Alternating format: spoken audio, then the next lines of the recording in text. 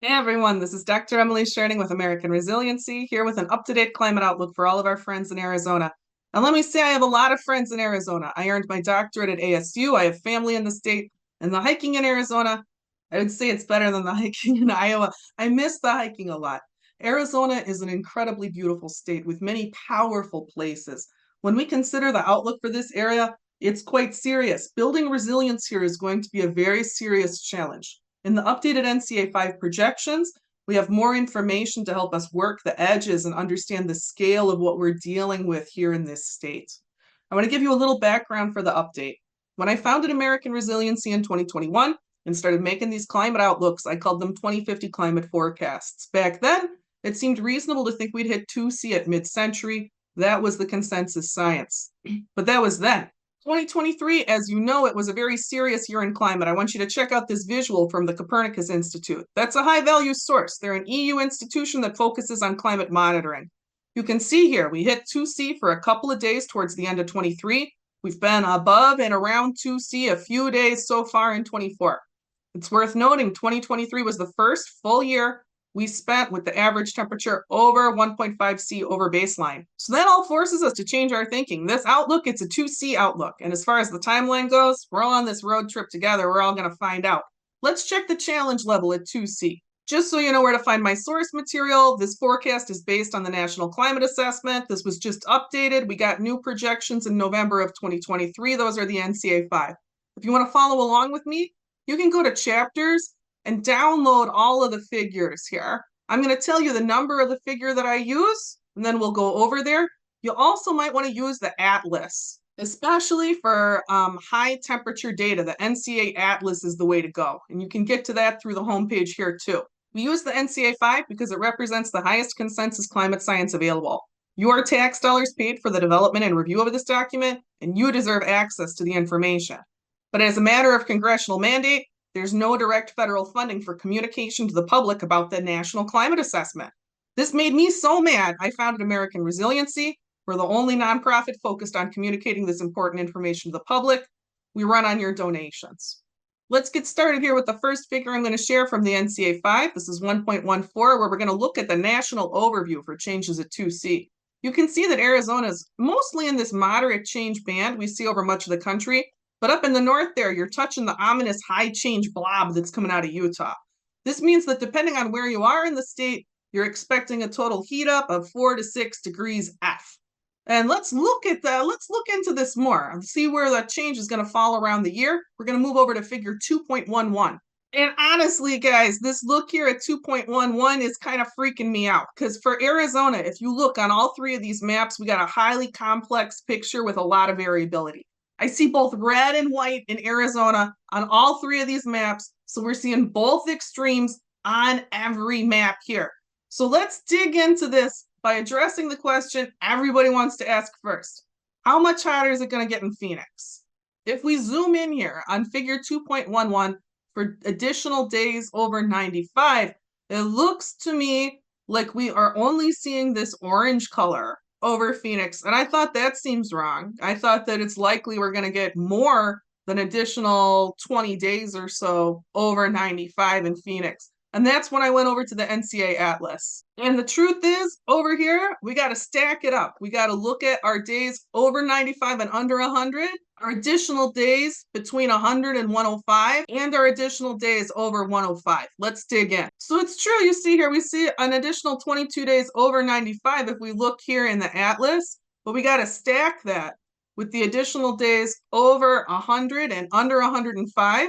We see that's another 27 days for Maricopa County in the hot season. And then things get really stupid where we get another 30 days projected over 105 at 2C for Maricopa County. So if we look at total hot season increase for Maricopa County, if you stack those up, if you add them up, it's an astonishing increase, 79 additional hot days. In Tucson, I'm sorry to say, it looks like Pima County is just as bad. In Pima County, you got 23 additional days projected over 105, 29 additional days over 100, and 27 additional days over 95. Total of 79 additional hot days. Those heat ups, they're extreme, and they're going to be elevation dependent, though. However, let's go back to 2.11. back here in 2.11, where the data isn't broken out by county so we can see the elevation changes better, we see that many of the mountains are not safe from this warming trend. Look, just outside of Phoenix, over here in the Superstition Mountains, we see a lot of those mountains are turning red. A lot of those mountains are seeing more than 30 increased days over 95, increased hot season in the mountains. And this is really upsetting to me. This hot spot here, that's Humphreys Peak. That's increased heating focused around Humphreys Peak in Flagstaff. It's terrible news to see. That's news with big potential ecosystem implications. We're going to get more pieces of this puzzle for Flagstaff as we move on through the video. Navajo Nation, I would like to point out that your lands are going to be spared this intense heat scouring in these projections. You are seeing increased days over 95, but your days over 100, your days over 105, those figures are not impressive for your lands. So that's hopeful news. Let's see what else we can find there too. And let's check warm nights first as we add another piece to this warm season picture. So we're back in 2.11 here again, and we're in another part of it. We're in the nights over 70, and there's no stacked data there. So there's no like hidden map that I've found at least that gives you the nights over 80, the nights over 90. I tell you, I'm not loving this warm night hotspot. I'm concerned that this is overlaying parts of Flagstaff. Prescott, it looks like you might be spared most of it, depending on elevation, spared some of those warm nights. So that's good news. We see this orange color here down in the Valley of the Sun. All this orange color is indicating maybe another 3 to 4 weeks additional of nights over 70. We see no big increase in nights over 70 up in Navajo Nation. I do want to point out that even in places that are severely impacted with a warm night increase, which disturbingly we are seeing that in some mountains there, right? If you look over here in Texas, there's some serious warm night increases, but we'll talk about that problem another day. All right, time to talk winter. Now we're over in the cold loss map over in 2.11, and this is also upsetting because we see this hot spot, this red of cold loss right over Mount Humphreys, right in the heart of Flagstaff. Right there, we're looking at losing the most days below freezing. We're looking at losing at least a month of below freezing temperatures there. That's really sad. We do see a change there in Navajo Nation's lands as well. We see about 3 weeks of cold loss projected. There's less cold loss projected down by Phoenix and Tucson, but maybe you would expect that because it's not like you have so many freezing days anyway, right? This is sad, but it's really important to see. It does appear that the mountains of Arizona, by and large, are not holding on to their cold very well in terms of winter duration, in terms of the cold season duration. Let's look at the intensity of the winter as we think about snowpack, as we think about the mountains and their role in Arizona's ecology and hydrology. For changes in cold season intensity, I'm using figure 11.3, projected changes in plant hardiness zones, but you can see this figure is enormous, and we can't really get much information out of it without zooming in. So in a second, we're going to transition over to a side-by-side view of Arizona at the present-day climate normals and at a 2C projection. I want you to see the 3C data is also available right there, but let's do one step at a time, right? Let's look at 2C first. All right, so here we are in this SNP, and my first thought is that Navajo Nation, this isn't as bad as it could be for you. Most of your lands, it's a 5-degree lift in the winter lows. Some places it's a 10-degree lift, but the transitions are gradual. You've got kind of broad zone shifts there where mature plants are going to have a good chance to survive. I want to contrast this to Flagstaff, where we continue to see some really intense danger signals. We're going to zoom in even from here. That cold part, that cold peak, it's Humphreys Peak, right? Oh, look, it's like all gone. It's all gone. All the blue is gone except for at the very top of the peak. And at the very top of the peak, you're dropping several colors. You're having a big increase in winter temperatures at the peak, a big loss of freezing. You're moving to a winter there around Flagstaff where you used to have a cold winter. That blue means you had a winter where the lows were below zero, and it's moving to a winter where the lows are above zero. Those below zero winters, they supported that big pine forest there. I'm sorry to say there are too many change indicators that we're seeing here over the Flagstaff pine forest area. The likelihood of fire is very high from this information. When I drove through Flagstaff in the summer of 23, I felt like I could see it in the trees, but I didn't want it to be true because it's so wonderful in that forest. I've had so many good times in that forest, and I know people feel safe there. They feel like that's the part of the state where you're safe from climate. But I'm sorry to tell you, it doesn't look like it's safe there. If you live in Flagstaff, you need to be aware that you could be vulnerable to fire. I'd recommend you keep a go bag in your house with essential items in case you need to evacuate. Make sure that you're signed up for fire alerts with your local authorities. And if there's a fire nearby, I hope you err on the side of caution and get out early instead of late, because you know as well as I do, there are only so many roads out of there. Another thing I want to point out is down in the south of Arizona, we see this color really spreading. There used to be this thin line of like 11A, and look, it's getting really big. It's going way into California, and we see this dark red color, this 10A color, kind of connecting the dots here from present normals to looking at 2C. That's a big spread. That's a big lift in winter lows. These figures are showing much larger changes in winter lows than I would like to see in the mountains of southern Arizona. I'm very concerned about fire there, about major impacts on the life forms there. There appears to be very little cold advantage preserved in these southern Arizona mountains. And these are big zone shifts, with many places experiencing both high winter change and high summer change in southern AZ. Let's look at the water. We're going to go to figure 2.10. So you can see this sucks too. Although weirdly, it sucks a little less at 2C than it does at 1.5. So as we blow through 1.5, that might mean you're going to experience a little bit of drought relief. And then as we go above 2, you see we'll get back into it. But, you know, I remembered when I did the New Mexico update, I saw some potential hope around 2C for northern New Mexico. Let's go over to another model and see if that extends into northern Arizona. All right, this is figure 4.3, and this, I do see some hope. So here, you know, like we always are in the desert, we're right on the edge, right? Even a little bit of rain makes a big difference. And where we see the tan, we got a shift to negative at 2C. Where we see the blue, we've got a very weak shift to positive.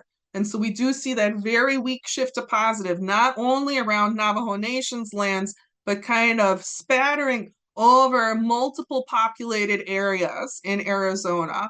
This is a very faint breath of hope here. But gosh, folks, I'm glad to be able to give you something at this point, some hope that the rains are going to continue to come. And let's take a look. We're going to go over to figure 2.12 and see if the rain is likely to come in bigger deluges or not. We're going to kind of be able to look at the chunkiness of the rain to come in figure 2.12. So here in 2.12, we have another one of these figures that's like pretty wild. What I do is I like to look at conserved patterns to see where we expect conserved changes to really look for more like deluge-like rain. And I was kind of surprised. There's not a lot of conserved patterns in Arizona, but here we'll zoom in on this central map. We see, if anything, a reduction in the amount of rain per storm as we look towards this populated band here in southern Arizona. Up in Navajo Nation, we see a potentially conserved increase of more rain per storm. Across the models, it looks like you could get 10, 15% more rain per storm. I think in this landscape, on balance, that's probably good. It's not as like overwhelming as you might see here if we zoom out. In Alabama, they're expecting to get hammered with like 25, 30% more rain per storm. I feel like 10% more rain per storm, I feel like the landscape can handle that the landscape is built for deluge type rain.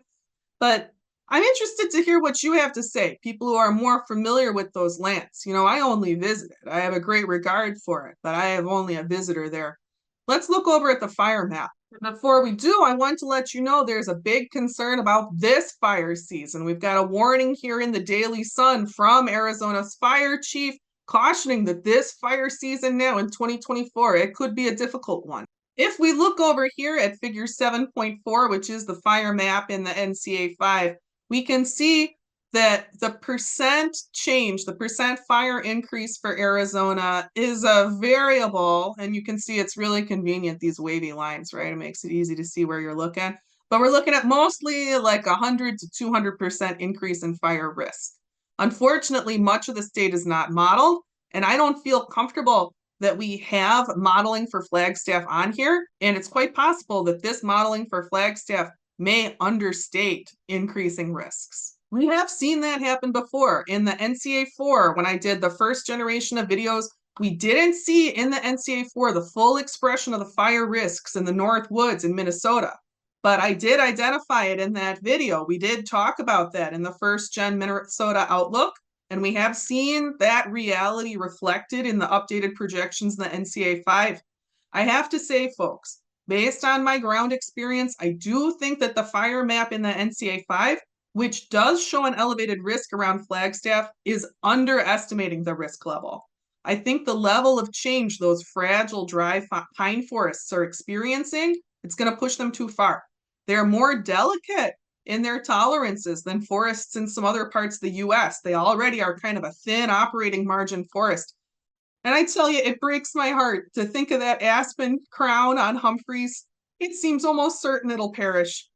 And anyone who's visited knows what a beautiful organism that is, what a vast and precious living being. You know, those groves of aspen, they're not really many trees. They're all one tree. They're all connected underground. I tell you, I pray that what I saw and felt on the ground around Flagstaff last summer and what I see in these figures, I pray they're both wrong for Arizona.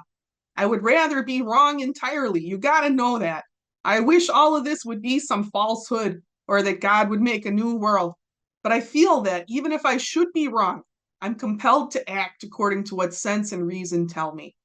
And folks in Arizona, I got to give you the strongest possible warning. You ought to consider getting out.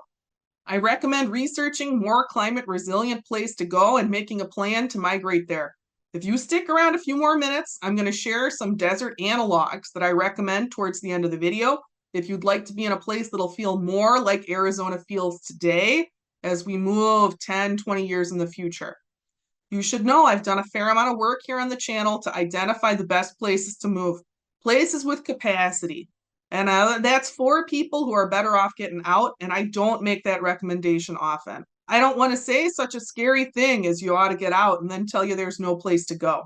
I want to tell you, you can make a plan with the resources we're pulling together here, and I think you should.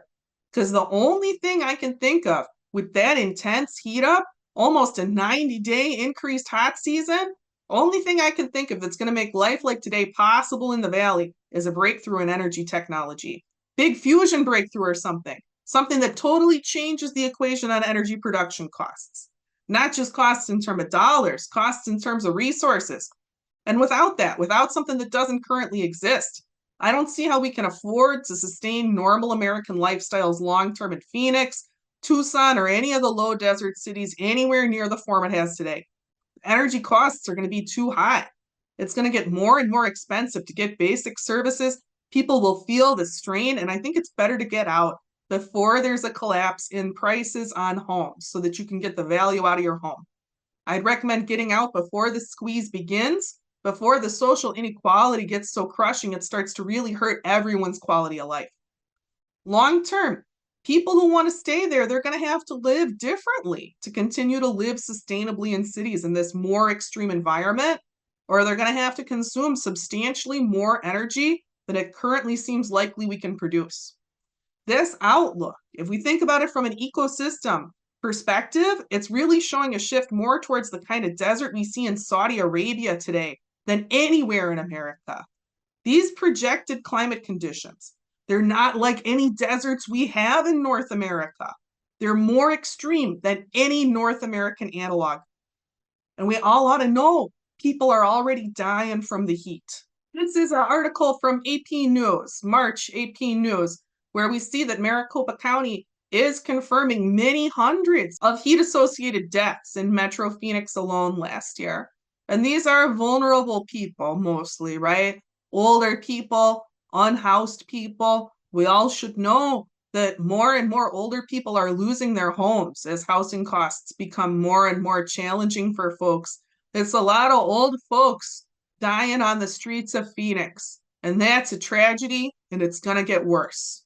That projected heat up is just crazy. You know, the hot season used to be like May to September, right?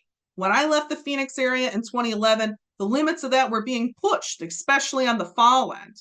So now I hear from a lot of folks the hot season is more like April to the end of October. And this outlook, Phoenix, this says that at 2C, you'd have a hot season going from March to December. You'd have a March, December hot season with an additional month over 105.